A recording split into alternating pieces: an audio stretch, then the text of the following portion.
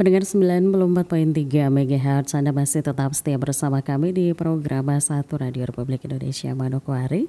Dan kita di pukul 7:58 waktu Indonesia Timur, kita akan jelang dialog interaktif pagi ini dengan topik yang sudah kami hadirkan untuk Anda, situasi kemiskinan dan ketimpangan ekonomi di Papua Barat. Kami sampaikan di awal Anda juga dapat berinteraktif dengan kami di nomor kontak 0823 1176 1145. Tentunya dialog ini akan Anda ikuti di 1 jam ke depan.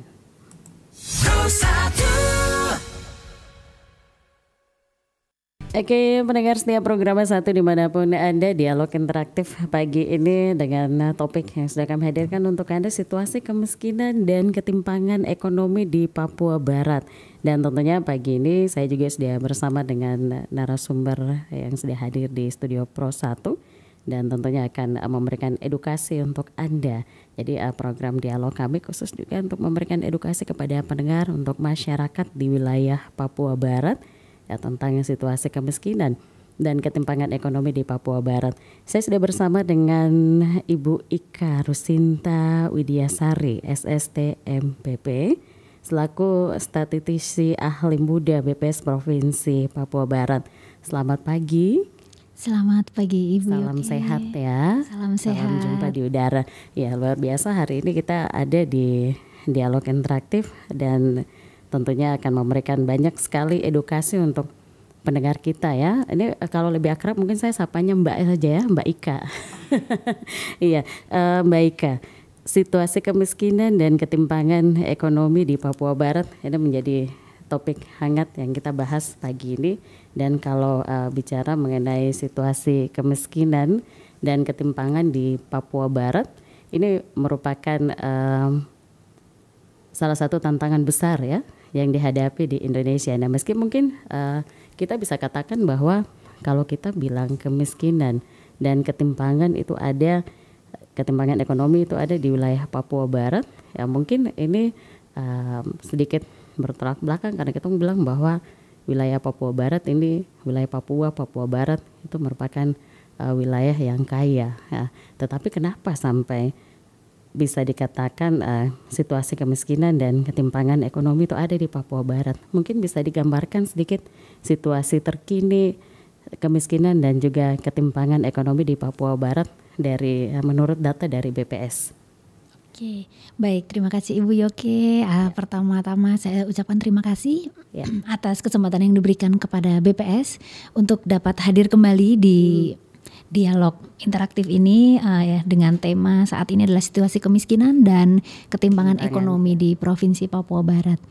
Baik, tadi untuk gambaran kemiskinan di Provinsi Papua Barat sendiri itu kemarin tanggal 15 Januari 2025 Ibu Pimpinan juga kami BPS Provinsi Papua Barat juga telah merilis angka kemiskinan dan ketimpangan terkini di Provinsi Papua Barat dan terutama juga di Provinsi Papua Barat Daya.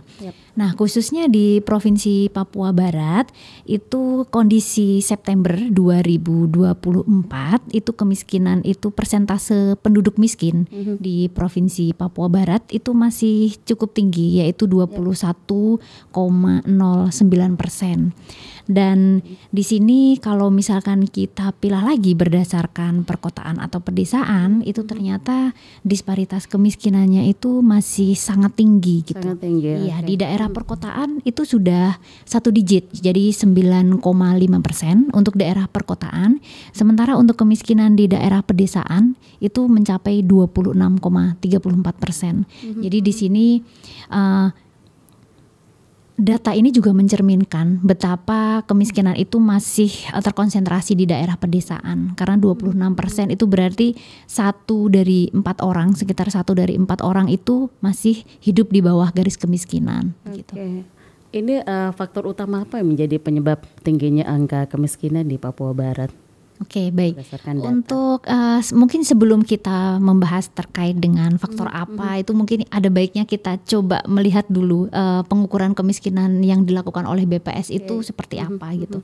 Supaya ada pemahaman yang sama terkait pengukuran tersebut. Betul. Karena selama ini ada publik itu yang masih belum memahami gitu ya. terkait dengan pengukuran kemiskinan.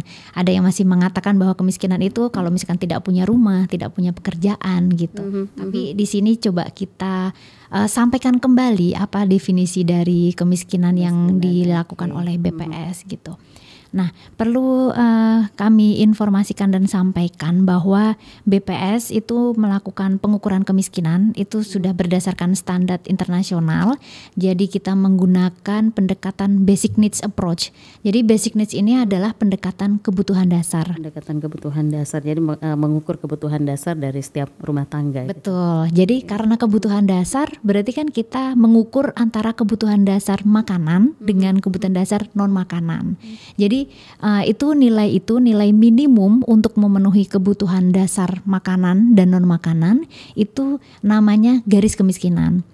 Jadi ketika seseorang itu pengeluaran per bulannya itu kurang dari nilai dari garis kemiskinan tersebut, itu nanti dikatakan bahwa orang tersebut miskin, penduduk tersebut miskin. Tapi kan ketika pengeluaran per bulannya orang tersebut itu di atas garis kemiskinan, maka itu dikatakan tidak miskin. Nah, di sini kalau kita lihat di Provinsi Papua Barat, kondisi September 2024 kemarin itu garis kemiskinan itu sekitar 816.613 rupiah. Nah, di sini artinya apa? Nah, artinya ternyata kalau misalkan pengeluaran per kapita, nah per kapita itu kan per orang, orang per bulan itu di bawah 816.000 itu maka dikategorikan miskin. Tapi ketika di atas 816.000 per bulan itu berarti dikatakannya tidak miskin. Nah, berarti salah satu yang menyebabkan kenapa kemiskinan tinggi itu berarti kan tentu saja dari sisi pengeluaran ya. Karena memang pengeluarannya kurang dari masih berada di bawah garis kemiskinan. Iya, salah satunya adalah faktor tersebut. Kemudian kalau misalkan kita lihat nih kondisi yang lain, sebenarnya apa ya yang menyebabkan tingginya kemiskinan terutama di Papua Barat atau bahkan di provinsi Papua lainnya, itu tentunya kita menyadari bahwa di sini akses itu kan juga masih terbatas. Kemudian ada pemerataan infrastruktur baik pendidikan atau kesehatan itu tentunya belum merata. Oke, jadi ini juga terkait dengan infrastruktur ya? Betul, iya terkait dengan infrastruktur. Misalkan infrastruktur itu juga nanti terkait dengan akses, misalnya keberadaan pasar. Kemudian di mana kalau misalkan ini penduduk atau warga itu ingin menjual hasil kebun itu ternyata pasar tidak ada. Nah seperti itu kan juga secara tidak langsung juga berpengaruh pada pengeluaran dari rumah tangga. Jadi oleh karena itu kenapa di sini kemiskinan di Provinsi Papua Barat itu masih cukup tinggi gitu, dan ini memang seluruh Papua dan seluruh provinsi di tanah Papua juga mengalami hal yang sama karena termasuk yang paling tinggi dibandingkan dengan provinsi lain di Indonesia begitu. Oke, nah sejauh ini peran dari pemerintah mungkin dalam hal ini BPS untuk mengatasi angka kemiskinan dan ketimpangan di wilayah Papua Barat ini seperti apa? Oke, baik. Untuk peranan Badan Pusat Statistik sendiri dalam pengentasan kemiskinan, ini kami mendapatkan amanah, memang visi kami dan misi kami kan penyedia data statistik gitu. Itu yang dapat digunakan sebagai evaluasi program pemerintah maupun sebagai basis dari perencanaan kebijakan untuk ke depan, program-program pembangunan ke depan termasuk pengentasan kemiskinan.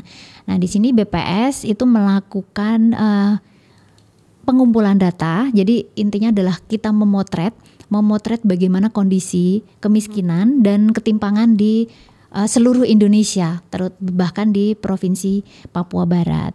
Jadi kami menghasilkan angka kemiskinan itu setahun 2 kali. Jadi di bulan Maret, kondisi Maret dan kondisi September. Nah, di sini angka kemiskinan tersebut kami peroleh dari survei itu namanya Survei Sosial Ekonomi Nasional atau Susenas.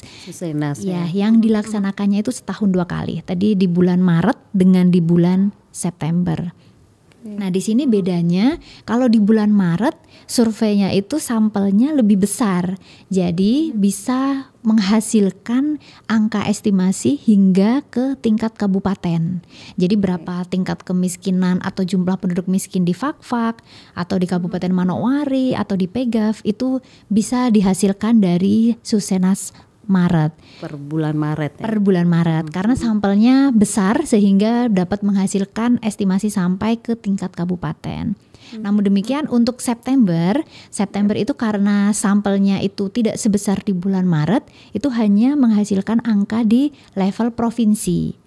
Jadi tadi saya sampaikan kemiskinan Papua Barat tadi 21,09%, itu artinya di level provinsi saja. Iya, kita tidak bisa membreakdown lagi per kabupatennya karena sampelnya memang hanya sampai di level provinsi. Di level provinsi. Betul. Jadi kita melaporkannya secara berkala kepada pemerintah melalui rilis berita resmi statistik yang ketika bulan Maret untuk kemiskinan Maret itu biasa dirilis di bulan Juli, dan untuk kemiskinan September 2024 kemarin contohnya itu kita rilis biasanya di Januari tahun depan gitu. Oke. Nah, ini untuk survei mendapatkan hasil pendataan mengenai garis kemiskinan ataupun juga ketimpangan, ini BPS langsung turun ke lapangan, langsung ke masyarakat, rumah tangga. Iya, betul. Iya. Jadi untuk pelaksanaan survei tersebut kan kami memiliki namanya instrumen. Instrumennya itu berupa kuesioner. Biasa kalau pengumpulan data kita ada namanya kuesioner yang digunakan untuk menangkap data dari rumah tangga. Nah, untuk Susenas itu karena surveinya ini Susenas itu biasa disebut mother of survey. Karena indikator pendidikan, kesehatan, bahkan kemiskinan, bahkan dari indikatornya IPM itu dihasilkan dari Susenas. Oleh karena itu di sini instrumen yang digunakan itu biasanya ada 2 modul. Yang pertama itu adalah core. Jadi core itu pertanyaan-pertanyaan yang berisi karakteristik yang rumah tangga, baik individu maupun rumah tangga, kondisi rumah, pendidikan kepala rumah tangga, kemudian pendidikan istri, KRT, umur dan sebagainya, bahkan keterangan imunisasi, keluhan kesehatan dan sebagainya. Kemudian yang berikutnya itu ada modul KP namanya, itu modul konsumsi. Jadi pengeluaran konsumsi. Nah, itu kita mencatat pengeluaran yang dikeluarkan oleh rumah tangga. Jadi ini biasanya sehari-hari. Jadi kita makan apa? Beras itu kalau 1 minggu kira-kira habis berapa Ibu? 1 kilo kah? Kan tergantung dengan jumlah anggota rumah tangga. Biasanya semakin besar, semakin banyak jumlah yang tinggal di rumah tangga tersebut, berarti konsumsinya kan semakin banyak gitu. Ada beras, kemudian kita tanyakan sayuran, terus protein, kemudian mulai dari makanan jadi itu kita tanyakan semua. Itu yang modul ada konsumsi itu berarti ada komoditas makanan. Terus ada komoditas makanan. Jadi kita tanyakan pengeluaran untuk sampo berapa, pengeluaran sekolah, pulsa, jadi kemudian di luar dari non makanan. Jadi di luar dari makanan itu berarti non makanan. Nah, di situ yang kita kumpulkan nanti dihasilkan nilai pengeluaran per bulan. Per bulan makanan dan non makanan.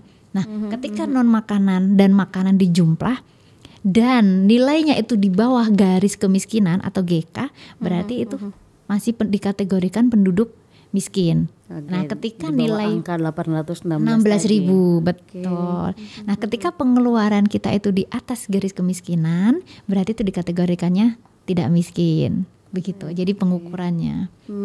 Nah, ini terkait dengan survei ini, biasanya kalau petugas turun sampai menyentuh ke masyarakat kita, ke rumah tangga, kadang mengalami kendala tidak? Karena biasanya kan ada keluarga, jangan sampai nanti data kita kasih, kemudian nanti ini masyarakat mungkin ada yang enggan untuk memberikan informasi ataupun mungkin tantangan seperti apa yang mungkin biasa teman-teman dari BPS temui. Baik, jadi untuk kendala di sini menarik ya untuk dibahas sebenarnya ya Bu Yuka ya. Yang pertama memang kalau di Papua ini, Papua Barat, kendalanya yang pertama itu geografis gitu.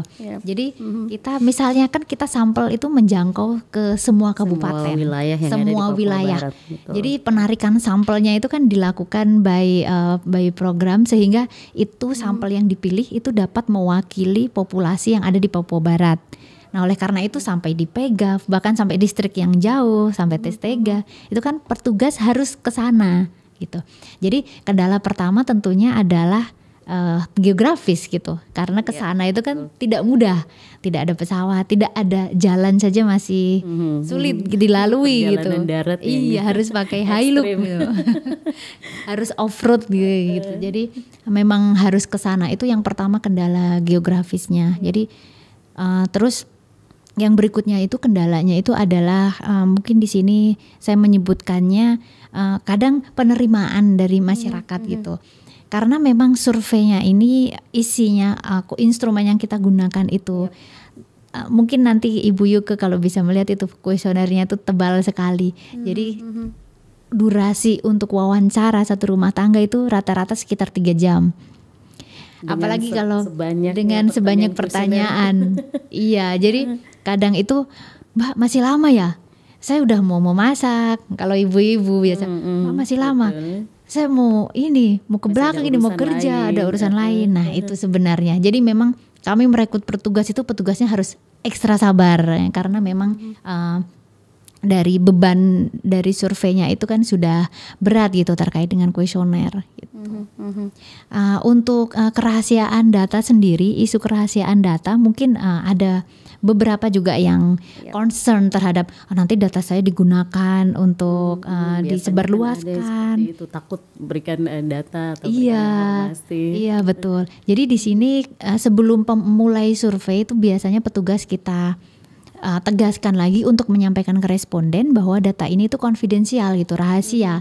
Jadi memang karena ini survei, jadi kita hanya mengambil angka agregat nanti, angka estimasinya. Jadi tidak sampai ke angka individu, misalkan Ibu Yuke tinggal di mana, konsumsinya berapa, tidak sampai seperti itu. Jadi kita mengambilnya agregat. Betul, iya.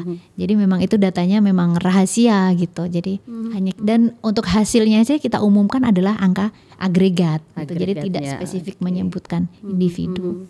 Oke, baik pendengar, banyak edukasi yang terus kami berikan untuk Anda di dialog pagi ini. Ada juga yang ingin berinteraktif dengan kami, silakan di 0823 1176 1145. Mungkin ada dari masyarakat atau pendengar kita yang mungkin ingin bertanya mengenai situasi kemiskinan dan juga ketimpangan di wilayah Papua Barat. Yang mumpung ini saya bersama dengan Mbak Ika dari BPS, ya, banyak sekali informasi-informasi yang bisa Anda dapatkan karena tadi sudah kita bahas juga ya Mbak Ika mengenai pengukuran, standar pengukuran tingkat kemiskinan dan juga ketimpangannya. Jadi masyarakat mungkin berarti sehari-hari kalau saya punya pengeluaran misalnya di atas 1 juta berarti saya dikategorikan tidak miskin. Tidak miskin.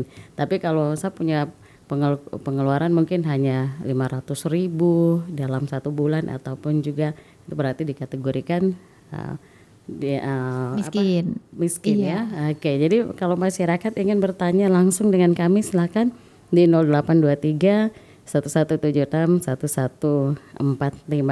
Nah, kemudian ini kemiskinan dan juga ketimpangan di wilayah Papua Barat ini seperti tadi kita ada sedikit disinggung juga dari Mbak Ika, ini juga terkait dengan layanan peningkatan kesejahteraan masyarakat yang terkait dengan pendidikan, terkait dengan kesehatan. Nah, sejauh ini BPS punya data untuk mengukur itu seperti apa?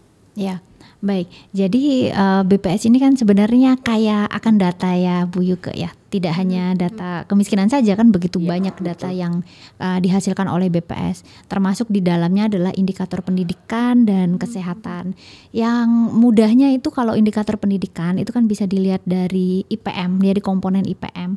Komponen IPM itu kan ada angka melek huruf, kemudian ada rata-rata lama sekolah, terus ada harapan lama sekolah. Nah, itu kan sudah mencerminkan indikator pendidikan kita. Ya. Kemudian ada juga untuk indikator pendidikan, itu kan ada angka partisipasi sekolah, angka partisipasi murni, kemudian angka melek huruf dari penduduk, itu kan bisa juga dihasilkan oleh BPS gitu. Nah, terus terkait dengan indikator kesehatan, itu juga sangat banyak yang bisa kita ambil dari data BPS. Jadi itu baik dari indikator yang mencerminkan individu maupun infrastruktur gitu. Jadi untuk yang individu contohnya itu kita melalui Susenas juga itu dihasilkan angka kesakitan gitu. Kalau istilahnya morbid, angka kesakitan penduduk. Jadi ketika penduduk itu mengalami keluhan kesehatan, terus keluhan kesehatan itu sampai mengganggu aktivitas sehari-hari, itu berarti kan orang tersebut sakit gitu. Yap. Nah itu angka kesakitan itu bisa diperoleh dari Susenas. Kemudian angka keluhan kesehatan itu sendiri. Kemudian ada angka kematian bayi, angka kematian ibu, angka kematian balita. Terus untuk indikator, terus untuk infrastruktur sendiri kita juga ada melalui pendataan potensi desa namanya. Itu kita juga memotret terkait dengan infrastruktur kesehatan di setiap desa. Apakah desa itu memiliki fasilitas pendidikan atau kesehatan? Kalau pendidikan kan mulai dari TK, SD, SMP dan sebagainya. Nah kalau desa itu tidak memiliki infrastruktur, untuk menuju infrastruktur terdekat itu berapa kilo? Nah itu ada di kami datanya. Jadi itu nanti bisa dilakukan misalkan analisis proximity. Oh kira-kira ini penduduk ini untuk menjangkau fasilitas pendidikan dan kesehatan terdekat itu seberapa jauh? Nah itu bisa. Termasuk fasilitas kesehatan juga. Fasilitas kesehatan contohnya puskesmas, terus pustu, iya, terus ada bahkan rumah sakit, kemudian ada poskesdes dan sebagainya. Nah, itu kita potret melalui namanya kegiatan pendataan potensi desa. Gitu. Yang kita lakukan sebenarnya setiap tahun itu. Jadi kemarin 2024 itu sudah kita lakukan juga. Tahun ini nanti sekitar bulan April itu juga kita lakukan. Jadi itu mendata sarana atau infrastruktur dasar yang ada di desa. Gitu. Oke. Nah, karena ini juga merupakan layanan dasar yang mempengaruhi juga tingkat kemiskinan. Betul, ya. Iya. Dari standar pendidikan, kemudian kesehatan. Karena kalau kita mau bilang tidak, wilayah ini mungkin tidak ada dalam situasi kemiskinan, tapi kita ukur dulu tingkat pendidikannya seperti apa, kesehatan seperti apa kan. Iya, betul.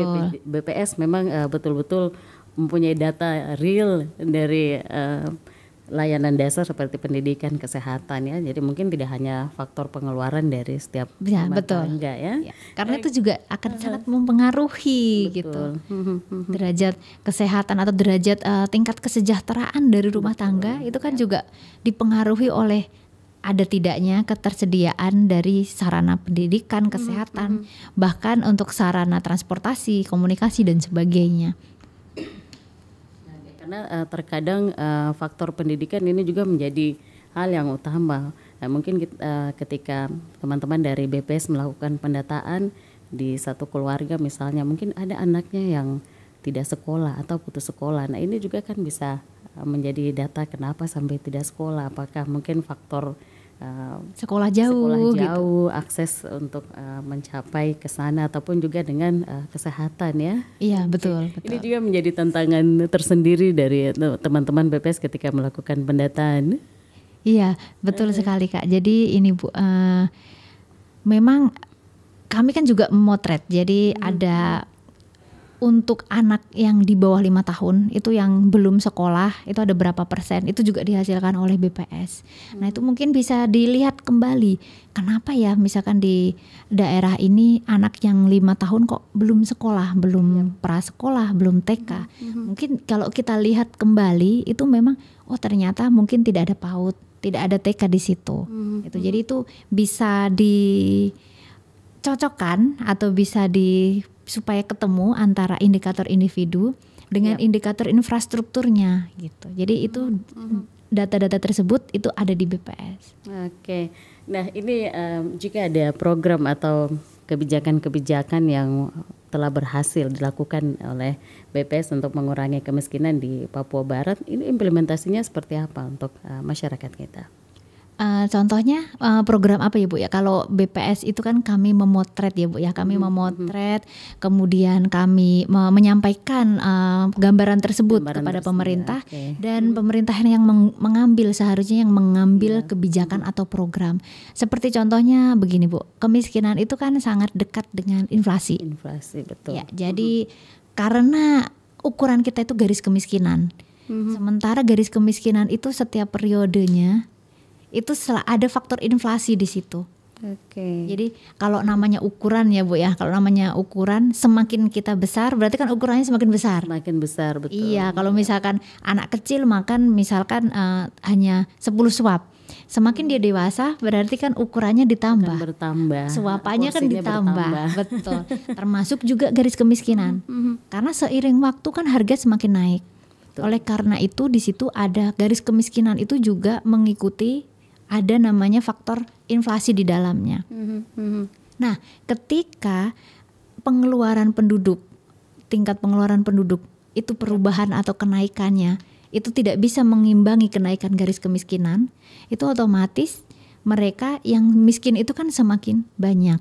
Nah, oleh karena itu di sini sebenarnya peran pertama pemerintah untuk mengendalikan kemiskinan itu adalah mengendalikan harga. Jadi stabilitas harga itu adalah menjadi poin yang penting. Karena kalau kita lihat dari komposisi garis kemiskinan itu kontribusi beras itu sangat tinggi. Jadi sekitar 20% untuk komoditas beras. Berarti 20% dibanding 100% berarti 1 dari 5 komoditas itu beras.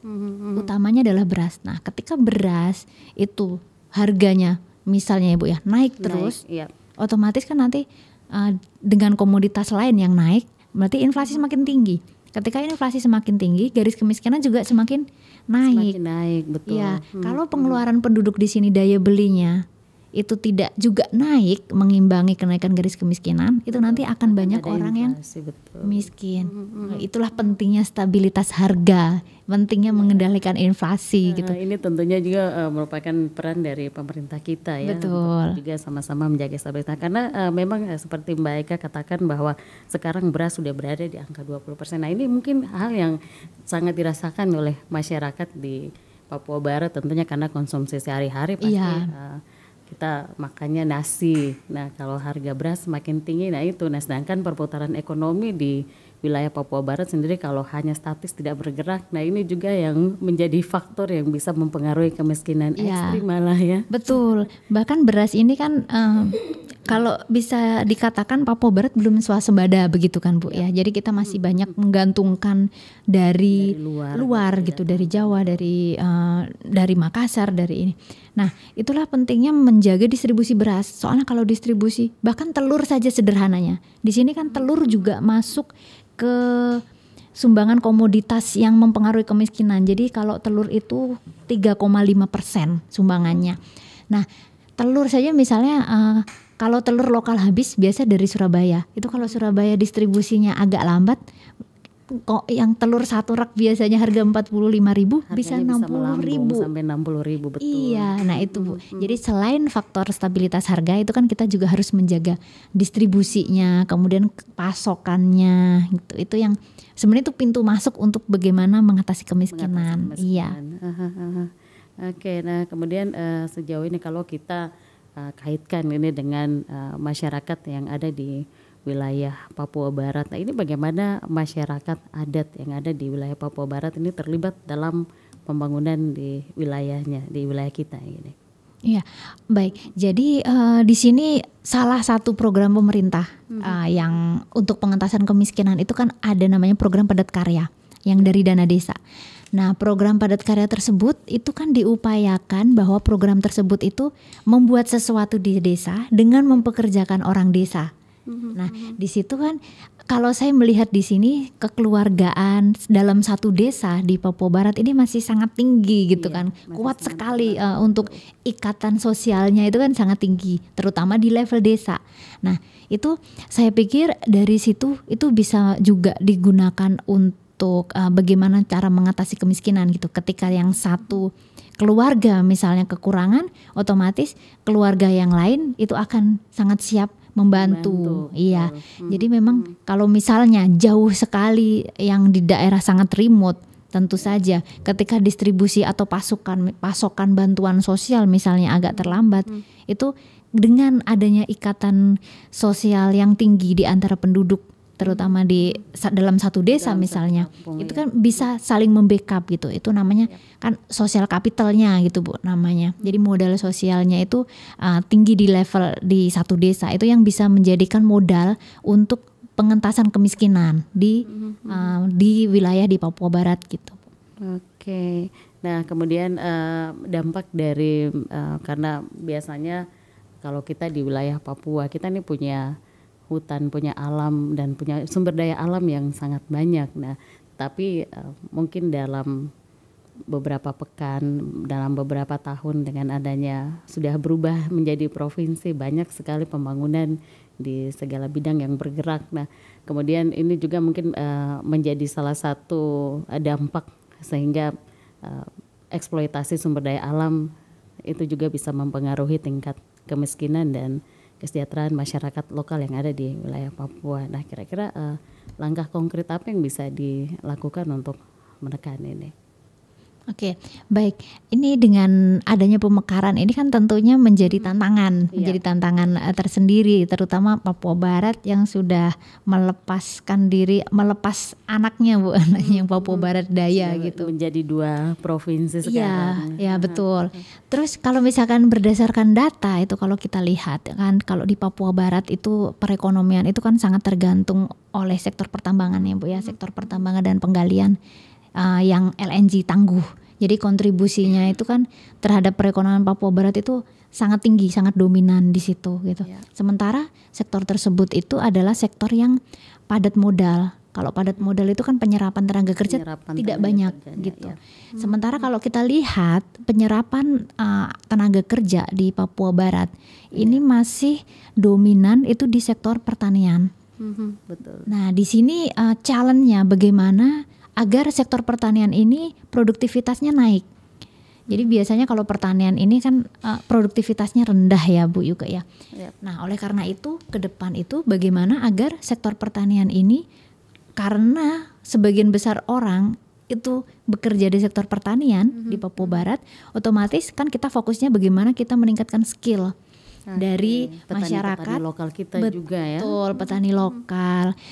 Kita berdayakan subsidi pupuk masih jalan, terus skill terkait penggunaan mesin agar lebih efisien lagi dalam produksi, kemudian juga mendekatkan pasar agar produksi kebun itu bisa dengan mudah dijual atau bisa kerjasama dengan minimarket besar untuk dapat menjual produk dari masyarakat itu gitu. Iya. Terus skillnya itu kan tidak hanya menanam gitu, tapi bagaimana kita mengemas produk itu supaya produk itu bisa menjadi bernilai tinggi, kan nanti naik value-nya. Kalau naik value kan berarti otomatis nanti produktivitas naik, otomatis pendapatan rumah tangga naik.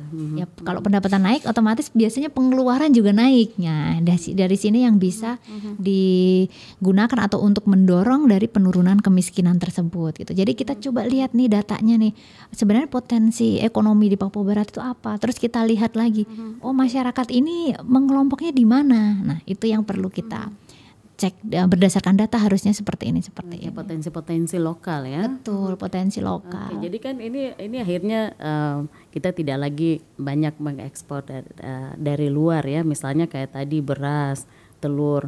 Nah, kalau sektor-sektor petani peternak lokal yang ada di wilayah kita sendiri ini digerakkan, ini tentunya juga sangat membantu sebenarnya untuk menekan angka kemiskinan. Iya, ya betul Ibu. Oke, jadi ini menjadi faktor-faktor tersendiri, menjadi tantangan tersendiri dari BPS untuk mengukur angka ini. Nah, kemudian biasanya kan ada upaya-upaya nih yang dilakukan untuk menjembatani antara kesenjangan yang ada di wilayah Papua Barat, bahkan juga dengan wilayah lain yang ada di Indonesia. Ini seperti apa upaya-upaya untuk menjembatani kesenjangan? Karena biasanya setiap wilayah kan tentunya berbeda-beda ya, tidak sama. Jadi satu wilayah Indonesia mungkin ukurannya sekian persentase di Papua Barat, sedangkan di wilayah seperti ini. Nah, ini upaya untuk menjembatani kesenjangan antara wilayah kita dengan wilayah lain seperti apa? Iya, baik.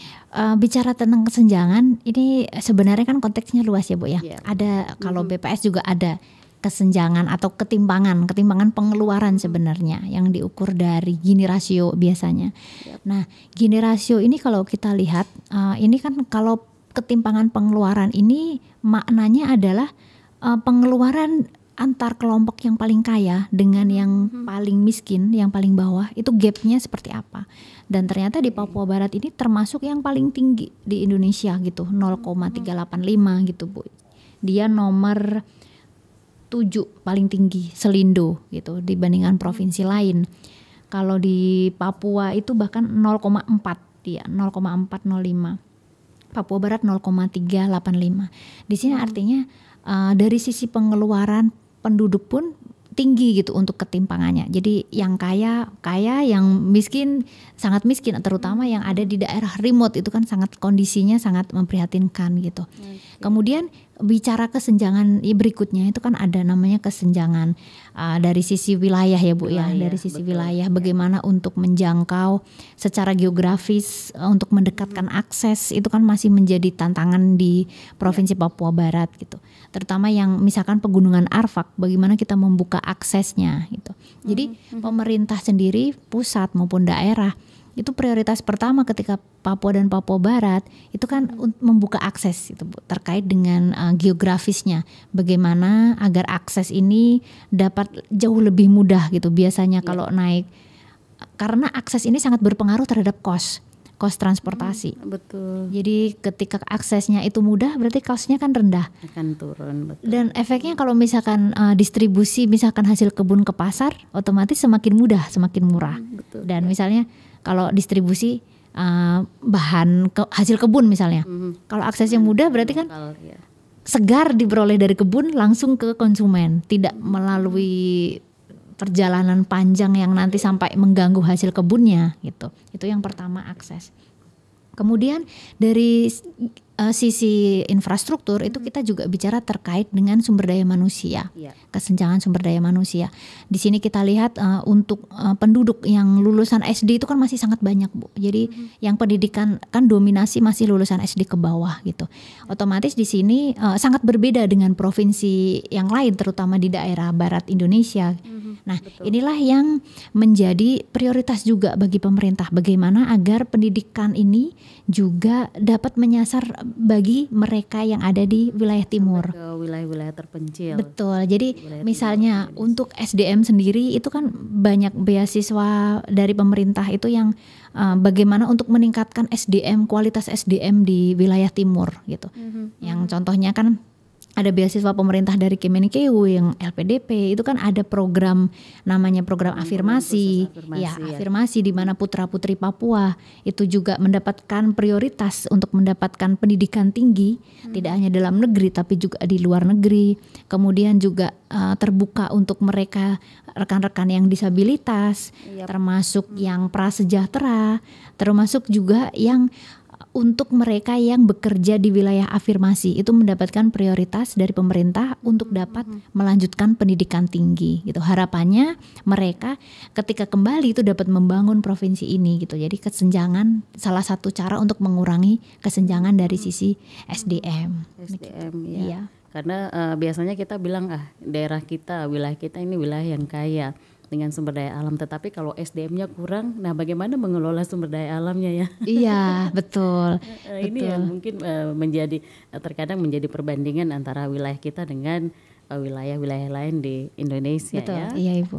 Oke, nah sejauh ini peran dari organisasi non pemerintah ya misalnya atau masyarakat sipil dilibatkan juga mungkin bersama dengan BPS untuk membantu mengatasi ketimpangan di wilayah Papua Barat, atau misalnya mungkin ketika BPS turun ada mungkin teman-teman dari organisasi lain juga dilibatkan untuk terutama mengenai pendataan survei ini kan biasanya butuh banyak tenaga. Nah ini apakah BPS turun sendiri ataukah mungkin ada organisasi yang juga dilibatkan di dalamnya? Oke, jadi untuk pendataan lapangan, survei BPS ini surveinya kan sangat banyak Bu, sangat banyak sekali tentunya, dan pegawai BPS juga terbatas. Dan memang sekarang kami tidak turun sendiri, jadi kami merekrut namanya mitra. Jadi mitra BPS itu kami rekrut itu ada yang dari lulusan kuliah. Jadi semacam membuka lapangan pekerja baru untuk mereka yang belum memiliki pekerjaan untuk menjadi mitra BPS sebagai pendata survei. Jadi kita rekrut orang-orang lokal. Itu kita biasanya pengumumannya terbuka, pengumuman untuk penerimaan mitra BPS sebagai petugas survei, bukan pengumuman penerimaan PNS, tapi petugas survei BPS, dan itu dilaksanakan secara kontinu gitu. Untuk pelibatan masyarakat. Kalau pelibatan organisasi selama ini kami masih belum. Jadi masih langsung menyasar masyarakat langsung. Jadi belum bekerja sama dengan organisasi non pemerintah secara khusus gitu. Tapi untuk pelibatan masyarakat lokal itu kami sudah lakukan pada saat Reksosek ya Bu ya, pendataan registrasi sosial ekonomi tahun 2022. Terus kami di tahun 2023 itu kan ada namanya kami forum konsultasi publik. Forum konsultasi publik ini adalah kita mengundang, jadi mengundang ketua adat, mengundang kepala kampung, tokoh masyarakat, aparat desa, itu untuk kita bersama berkumpul berdiskusi terkait dengan data yang dihasilkan BPS tadi. Di situ kan kita hasilkan ya Bu ya, dari pendataan tersebut kita hasilkan misalnya keluarga A apakah miskin atau tidak, apakah sangat miskin. Itu bersama kita sampaikan pada forum tersebut. Dan forumnya ini kita lakukan di setiap SLS, di setiap RT. Nah itu kita lakukan mengundang ketua adat, kemudian tokoh masyarakat dan sebagainya untuk mendiskusikan apakah benar ini Ibu Yuke ini kategorinya tidak miskin. Jangan sampai ada salah miskategori di situ. Nah itulah terkadang itu iya, kan khawatirnya nanti kalau miskategori itu bantuan dari pemerintah itu akan tidak setepat sasaran. Gitu. Tidak tepat sasaran. Ya, makanya data kita coba diskusikan bersama.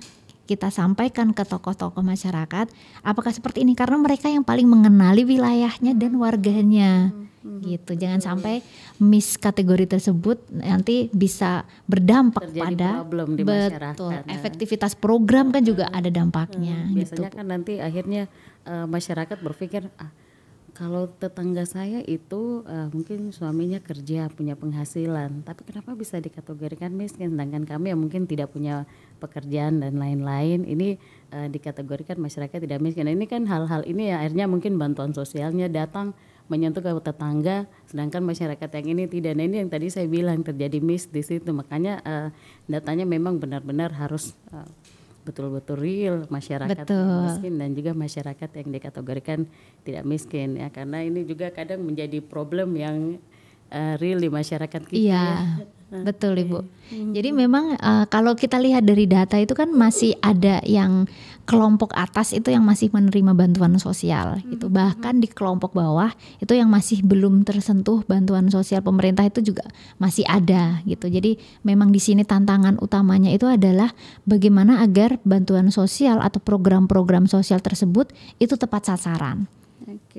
Tepat sasaran kan berarti kalau bicara tepat sasaran berarti kita harus memiliki basis data yang benar-benar akurat gitu. Jangan sampai basis datanya misalnya orang yang meninggal di situ masih ada di daftar, masih ada namanya di data. Iya betul. Jadi memang data itu kan sudah ada sebenarnya Bu, tinggal kita eksekusi untuk update-nya, karena data itu tidak statis, dia dinamis. Bahkan orang pun dia sering berpindah kan Bu. Jadi habis dari kerja di sini, pindah di sini, itu kan sangat dinamis. Terkait dengan domisili ya. Betul. Kadang mungkin menetapnya baru 4 bulan, 5 bulan pindah lagi. Akhirnya data awal yang mungkin kita dapat berbeda. Dengan data yang terbaru yang dirilis lagi ya. Betul itu. Jadi memang untuk proses update data ini kan juga cost-nya sebenarnya Bu yang sangat tinggi gitu. Jadi survei atau pendataan sudah selesai dilakukan dan itu menghasilkan data. Berarti itu kan sangat bagus Bu. Betul. Tapi data tersebut tidak akan bermakna kalau tidak kita update secara kontinu gitu. Karena memang bergerak terus, manusia itu kan bergerak, otomatis data juga sebenarnya bergerak. Nah di sini challenge-nya bagaimana supaya data ini bisa terupdate secara kontinu gitu sebagai basis data untuk penyaluran dari program-program bantuan sosial. Oke. Nah terkait dengan update dan data ini untuk per berapa bulan begitu? Misalnya mungkin 6 bulan, 3 bulan, 6 bulan atau 1 tahun. Kalau BPS ini kan kami mendatanya itu kan menghasilkan indikator makro, Ibu. Kalau terkait dengan pensasaran program itu kan sudah bicara konteksnya mikro. Mikro itu kan sudah by name by address. Kalau by name by address itu sudah di datanya sudah data sektoral. Jadi misalnya dinas sosial yang memiliki data DTKS. Nah, di situ kan sudah mereka memiliki datanya by name by address, atau Dukcapil yang sudah memiliki data penduduk, domisili yang sudah lengkap. Nah, itu kan datanya by name by address. Nah, itu kalau misalkan coba disatukan gitu Bu datanya, coba di-matchingkan, itu kan nanti bisa memperoleh data yang paling tidak up to date gitu. Iya, jauh lebih baik gitu. Jauh lebih baik, betul. Oke, ya mungkin ada yang masih ingin ditambahkan terkait dengan topik kita hari ini, mumpung waktu kita masih sekitar 15 menit lagi. Oke, mungkin karena ini Bu ya, kita itu inginnya tuh ketika masyarakat itu memahami bahwa pengumpulan data yang dilakukan oleh BPS itu sebenarnya memberikan makna gitu. Dan kita berharap itu bahwa data kita itu akan berdampak. Ketika kita memotret seperti ini, nanti ada dampaknya. Oh, nanti pemerintah seharusnya seperti ini. Jadi kita tidak hanya mengevaluasi program, tapi kita juga berusaha bagaimana mempengaruhi arah dari program tersebut.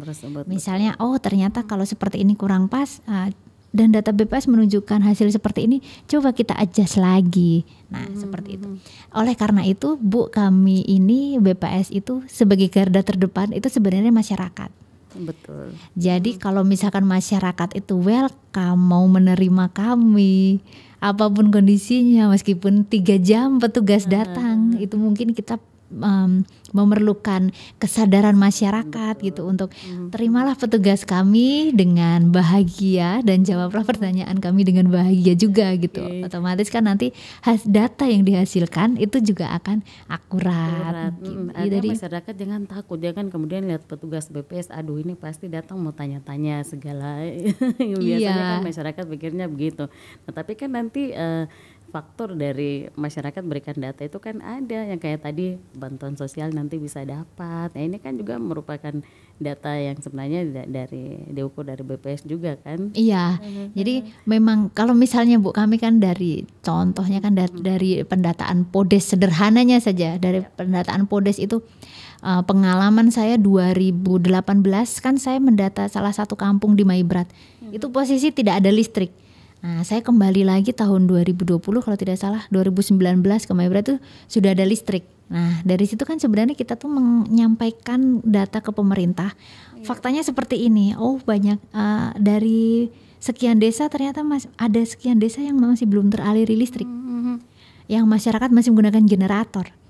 Nah, oleh karena itu ketika kita mendata, kita sampaikan ke pemerintah, langsung pemerintah melalui PLN, oh di sini masih belum teraliri listrik. Betul. Nah, dari situ karena kalau tidak ada data itu kan tidak ada aksi gitu Bu. Betul. Tidak ada kita tidak ada pertimbangan untuk kita mau naruh uang di mana kalau kita tidak ada data gitu. Kita mau taruh sekolah di mana. Jangan sampai sudah ada sekolah malah ditambah sekolah, malah yang belum ada sekolah tidak ada sekolah. Nah, seperti itu. Itu kan semuanya berbasis data gitu. Oke, artinya juga mungkin diukur dengan penduduknya yang ada di situ. Iya, ya? Betul. Iya, jadi memang di sini kembali lagi ke masyarakat untuk dapat menerima petugas kami dengan baik gitu Bu, untuk dapat memberikan datanya, dan kemudian kami di BPS itu menjamin kerahasiaan data daripada responden kami gitu, konfidensial. Jadi data mikro itu tidak akan kami sampaikan karena itu sesuai dengan undang-undang kami. Nanti kalau kami sampaikan kami publikasikan itu sudah melanggar undang-undang. Betul, kode etik dari statistik itu sendiri. Tapi yang pastinya masyarakat tidak usah khawatir ketika petugas datang untuk mendata. Betul, ya. Iya. Rahasianya sangat dijaga.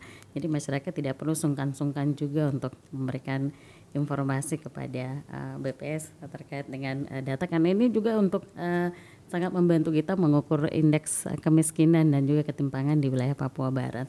Oke, di sisa waktu kita, kalau masyarakat ada yang ingin bergabung dengan kami 0823 1176 1145, kami masih menanti Anda karena banyak sekali edukasi-edukasi yang sudah kami sampaikan untuk Anda.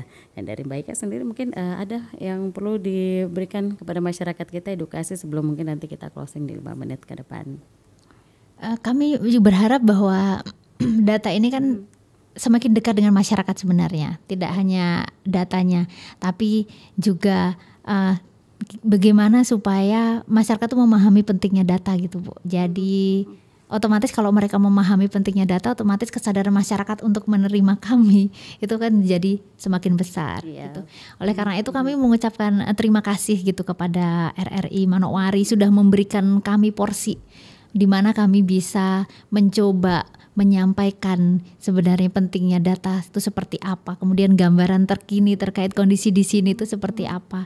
Jadi harapannya dengan adanya momen seperti ini masyarakat kita maupun pemerintah tuh dapat lebih terliterasi lagi terkait dengan data tersebut. Karena di sini sebagaimana sudah kita ketahui kan data itu adalah basis dari semua program atau kebijakan gitu. Bahkan sekarang kalau tidak punya data negara itu tidak akan maju gitu. Jadi semua harus berpatokan ke data. Iya, karena data ini sekarang sudah menjadi harta yang paling berharga. Betul. Iya. Oke, harapan terakhir dari BPS sendiri untuk masyarakat kita untuk sama-sama mari kita terus tekan angka kemiskinan dan ketimpangan di Papua Barat. Seperti apa dari Mbak Ika sendiri? Oke, baik. Bagaimana masyarakat sebenarnya berpartisipasi terhadap program pemerintah ini, itu mungkin kalau dari sisi BPS tadi kembali lagi saya tekankan gitu Bu, jawablah dengan jujur pertanyaan atau kalau misalkan ada petugas kami yang datang untuk mendata gitu, karena jawaban jujur mereka itu akan menentukan arah kebijakan dari pemerintah. Itu kalau misalkan kurang katakan kurang, kalau misalkan lebih katakan lebih, supaya program itu juga nanti akan tepat sasaran gitu. Itu mungkin dari kontribusi yang dapat dilakukan kita sebagai masyarakat.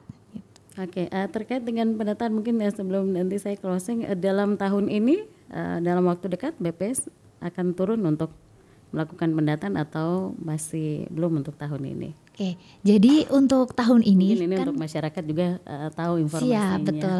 Ya. Biar mereka lebih siap gitu. Iya, baik. Jadi di sini kan kami reguler untuk Susenas contohnya, untuk Susenas Survei Sosial Ekonomi Nasional untuk memotret angka kemiskinan dan ketimpangan, itu kita lakukan rutin setiap bulan Maret dan September. Tapi untuk tahun ini kami lakukan di bulan Februari. Kenapa? Karena bulan Maret sudah puasa, memasuki masa-masa puasa. Kalau sudah puasa, pola konsumsi itu jauh berbeda sekali. Otomatis namanya Susenas Maret, tapi pelaksanaannya nanti di bulan Februari. Nah, di sini pun karena survei, jadi tidak semua rumah tangga itu kita datangi, Ibu. Jadi hanya rumah tangga yang terpilih sebagai sampel saja yang kami datangi. Itu adalah salah satu survei kami. Tapi nanti yang berikutnya kami juga ada namanya Survei Angkatan Kerja Nasional, Sakernas. Itu juga pelaksanaannya di bulan Februari. Itu untuk memotret angka pengangguran di provinsi, bahkan secara nasional maupun di setiap provinsi di Indonesia. Terus nanti bulan April kami ada pendataan PODES. Pendataan PODES itu nanti untuk memotret infrastruktur yang ada di desa. Seperti tadi yang sudah saya katakan, ada pendidikan, kesehatan, bahkan sarana ekonomi itu nanti kita potret melalui PODES. Terus yang lain itu ada namanya SUPAS nanti Bu kami. SUPAS itu namanya sensus penduduk, survei penduduk antar sensus. Jadi di situ nanti akan menghasilkan angka yang sangat strategis di bidang demografi. Seperti angka kematian bayi, kemudian angka kematian ibu, kemudian angka kematian balita, kemudian angka kelahiran dan sebagainya, di mana itu menjadi basis data yang penting untuk pembangunan di bidang kependudukan. Nah, selain itu banyak sekali survei-survei BPS seperti survei harga yang untuk memotret inflasi dan sebagainya, itu akan sangat banyak. Terus persiapannya tahun depan kita ada sensus ekonomi. yang akan dilaksanakan tahun 2026, di mana prosesnya itu kan sudah kita mulai sekarang. Susenas 2026. Ada Susenas 2026 juga, ada sensus ekonomi 2026. Wah, berarti masyarakat harus lebih siap untuk tahun ini tapi juga menuju 2026 nanti ya. Betul, itu nanti kalau itu kan mendata sektor usaha. Jadi unit-unit usaha. Seperti kalau rumah tangga punya toko. Yap. Nah, itu yang akan kita semua data. pasti akan didata. Betul, Ibu. Baik, terima kasih sudah hadir bersama kami di sini. Jadi lewat program ini juga sebenarnya kita sudah langsung memberikan sosialisasi untuk masyarakat kita, untuk pendengar kita secara khusus yang ada di wilayah Papua Barat dan mungkin lebih khusus di Manokwari. Tapi juga banyak sekali edukasi-edukasi yang masyarakat kita dapatkan. Artinya bahwa masyarakat jangan sampai tidak memberikan data ketika petugas datangnya, itu kuncinya, dan data Anda itu menjadi kerahasiaan dari BPS. Jadi sekali lagi terima kasih untuk kehadiran Mbak Ika di sini dan juga teman-teman dari BPS yang kami selalu welcome untuk teman-teman dari BPS juga kalau mau datang di sini, mau hadir untuk berikan sosialisasi dan juga edukasi untuk pendengar kita. Baik pendengar dimanapun Anda, kami akhiri dialog interaktif untuk edisi hari ini. Pastinya nanti kita akan hadir lagi ya Mbak Eka ya di lain waktu dengan mungkin topik-topik kita yang berbeda untuk terus memberikan edukasi kepada masyarakat kita. Terima kasih sekali lagi untuk kehadiran di dialog interaktif hari ini. Pendengar, saya Yuki Kubiari, saya akhiri dialog interaktif pagi ini.